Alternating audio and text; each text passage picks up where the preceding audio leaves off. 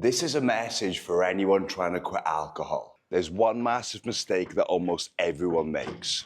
And truth be told, it's the number one reason why everyone goes back to drinking, myself included. But after correcting this, I'm now 5 years sober. It doesn't matter if you're doing this by going to AA, rehab, or watching videos like this.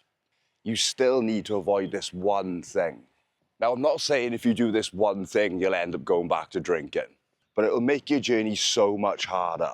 And here's the truth, quitting alcohol doesn't have to feel like a punishment. For me, it's actually been quite enjoyable.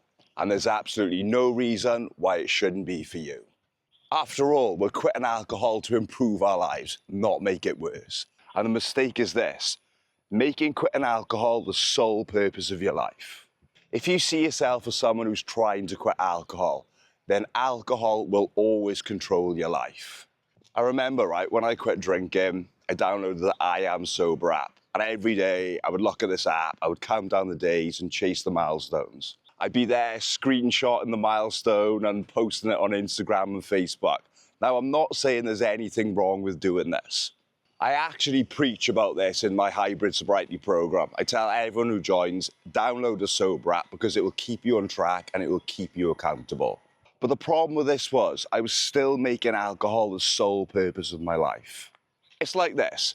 If I told you to quit bananas tomorrow, you wouldn't walk into the supermarket, go down the banana aisle and obsess over bananas. You wouldn't hang around with people eating bananas just to prove to yourself that you could resist bananas. You just wouldn't eat them. You would just move on with your life. It should be the same for alcohol, but at that stage, I still hadn't let go. I've spoken about this before, but I went 10 weeks with no drinking, and I actually failed and I went back, and it was because of this. I was still identifying as someone who was trying to quit alcohol, not someone who didn't drink anymore. And because of that mindset, it only took one night out with friends, and I was back on the bottle. What I realized was the problem wasn't alcohol, the problem wasn't willpower, the problem was alcohol was still part of my identity. I hadn't actually let go yet. You might be thinking, Ben, that's all very well and good, but where do I start with building this new life? And the answer is simple. It all comes down to this, building new habits and routines where alcohol simply doesn't fit anymore. You structure your life in such a way that it forces you to grow. Just a quick one, guys. I have finished 30 ways in 30 days on how you can get and stay sober.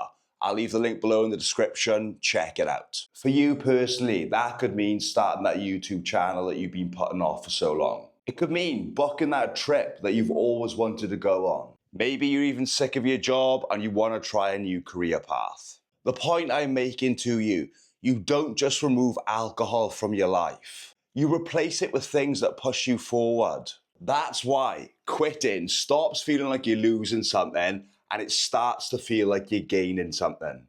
Because let's be honest with ourselves, right? We all know deep down what we really want to pursue.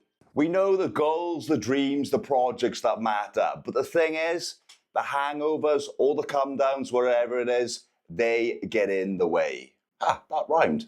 They rob you of the energy and drive and focus, the three main ingredients that are getting in the way of what you want to achieve. And that is why removing alcohol is such a powerful move. It's not about just stopping drinking. It's about clearing the path so you can finally chase the life that you want to live. And that is where the vision comes in. When I stopped centering my life around alcohol or trying to see myself as someone to quit, it actually paved the way for me to think about what do I actually want in life. For me in the beginning, it was building my body from someone who was skinny to somebody who looked muscular. It was creating a routine and habits that I could look back at the end of the day and be proud of. For you, it might be building a business or making more money, but we have to remind ourselves that we're not always in control of the things that we want. But one thing is for sure, when you remove alcohol from your life, you will get more energy, you will have more drive, and you will have more focus. And I can sure well tell you, you will have a damn sight better chance going out there and achieving the life that you want without alcohol in it.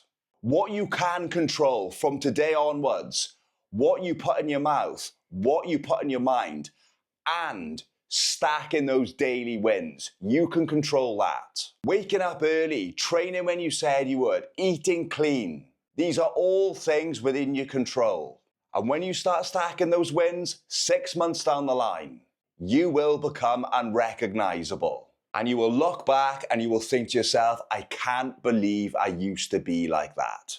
That's when sobriety stops being the focus and your future becomes the focus. So if you're about to quit or you're on your journey, just remember this. Aim to build a life so good that alcohol simply doesn't fit.